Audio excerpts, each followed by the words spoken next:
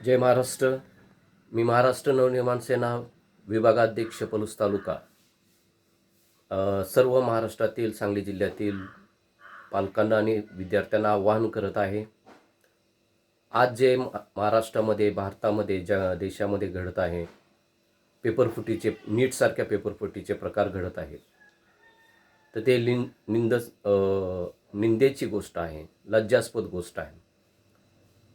आणि आताचं सरकारच त्यांना सपोर्ट करत आहे. आज जंतर मंतर दिल्लीमध्ये जो तरुण मुलांचा जनसमुदाय त्या ठिकाणी उतरलेला आहे. अनेक तरुण मुली उपोषणाला बसलेल्या आहेत. सोनम वांगचूकसारखे सायंटिस्ट ज्यांनी लडाखमध्ये जी प्रगती केलेली आहे शिक्षणाच्या बाबतीत, ते त्या ठिकाणी उतरलेले आहेत. काँग्रेस पार्टीचे अध्यक्ष अभिजित, जे आपल्या महाराष्ट्रातला मुलगा आहे, जो त्यांनी दिल्ली हलवलेले आहे. पण आपण महाराष्ट्रात राहून आपण गप बसत आहे, सोशल मीडियावर फक्त तमाशा बघत आहे.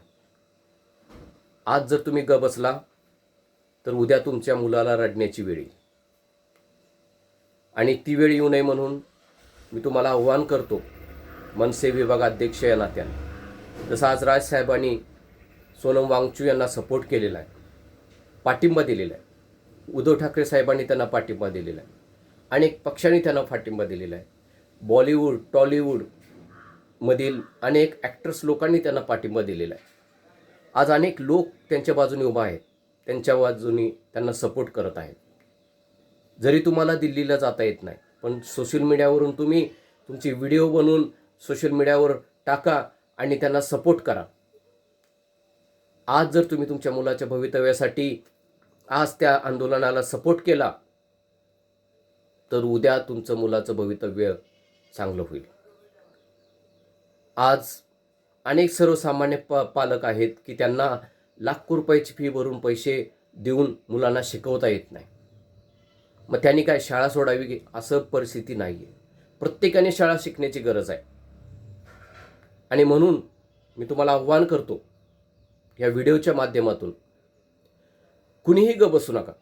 सोशल मीडियावर तुम्ही उतरा, सोशल मीडियावर तुम्ही बोला आणि विरोध करा त्या गोष्टीचा जे तुमच्या मुलाच्या भवितव्याच्या विरोधात घडत आहे. आज तुमच्या आसपास अनेक प्रायव्हेट क्लासेस आहेत, अकॅडमीज आहेत. ते लाखो रुपये घेऊन मुलांना तुमच्या शिकवतात आणि नंतर लाखो रुपये परत घेऊन ते तुम्हाला पेपरफुटीचे प्रकारामध्ये ते इन्व्हॉल्व होतात. त्यासाठी तुम्ही विरोध करा. लातूरमध्ये जे RCC अकॅडमी म्हणून आहे, ज्याच्यापासून सुरुवात झालेली आहे, त्या गोष्टींना तुम्ही विरोध करा. भारतामध्ये पुन्हा असे प्रकार घडू नये त्याला विरोध करा. शिक्षामंत्री, केंद्रीय शिक्षामंत्री, भारताचे शिक्षामंत्री धर्मेंद्र प्रधाननी राजीनामा द्यावा आणि आजची तरुण पिढी संपवण्याचा प्रकार आजचं सरकार करत आहे. आणि म्हणून तुम्ही विरोध करण्याची गरज आहे.